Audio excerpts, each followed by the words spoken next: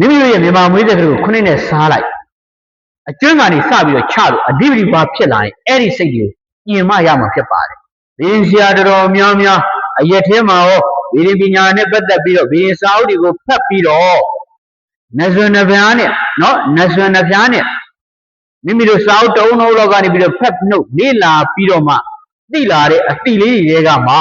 အဓိပတိဘာဆိုရင်တအားကောင်းတာပဲအဓိပတိဘာဆိုလို့ရှိရင်အောင်မြင်မှာပဲအဓိပတိဘာဆိုရင်ချမ်းသာမှာပဲဆိုပြီးတော့ motivation ပုံစံမျိုးနဲ့နော်ဒါအပိစကပုံစံမျိုးနဲ့ပြောနေကြဆိုနေကြတဲ့အတွက်ကြောင့်မလို့တကယ်ဘီရင်ပညာရှင်အဖြစ်ရက်တည်နေတဲ့ပုဂ္ဂိုလ်တွေကဟောတာမဟုတ်တဲ့လမ်းကြောင်းညွှန်ပေးတာမဟုတ်တဲ့အရက်ထဲမှာစာအုပ်တအုံလုံးလောက်ဖတ်ပြီးတော့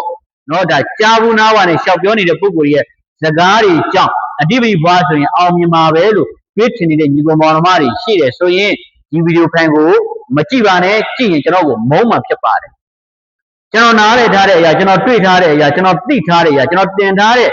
နော်မြမယူရမှာဘုဗေဒပညာတွေကအဓိပတိဘာတွေရဲ့ပြဿနာလေးတွေကိုကျွန်တော်ပြောချင်တာဖြစ်ပါတယ်တကယ်တမ်းကျတော့အဓိပတိဘာတွေရဲ့ခေါင်းဆောင်အကြီးအကဲဆိုတဲ့နမိတ်ခေါင်းဆောင်အကြီးအကဲပညာရှိခေါင်းဆောင်အကြီးအကဲပညာရှိဖြစ်ပါတယ်ဒီလိုမျိုးခေါင်းဆောင်အကြီးအကဲမင်းအိတ်ကလေးပုံစံမျိုးရှိတဲ့အဓိပတိဘာတွေရဲ့ပြဿနာကနာမည်အရန်ရချင်တာ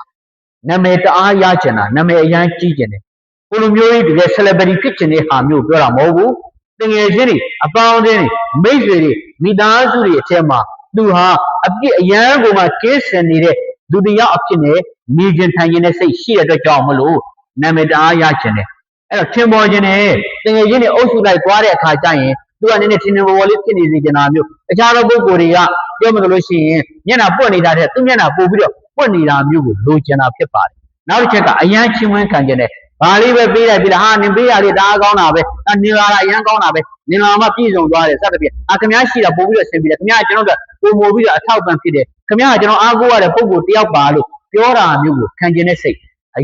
ရန်ကိုမှများတဲ့ပုံကိုဖြစ်တဲ့အတွက်ကြောင့်မလို့ဟောဒီကမရဏကသူ့ကိုအမြဲတမ်းတိုက်ခိုက်တာကိုခံရတယ်မိမိတို့ရဲ့မြန်မာမွေးတဲ့ကလေးကိုခုနှစ်နဲ့စားလိုက်အကျွမ်းကနေစပြီးတော့ချလို့အဓိပတိဘာဖြစ်လာရင်အဲ့ဒီစိတ်ကိုပြင်မရမှာဖြစ်ပါတယ်သူများတွေနဲ့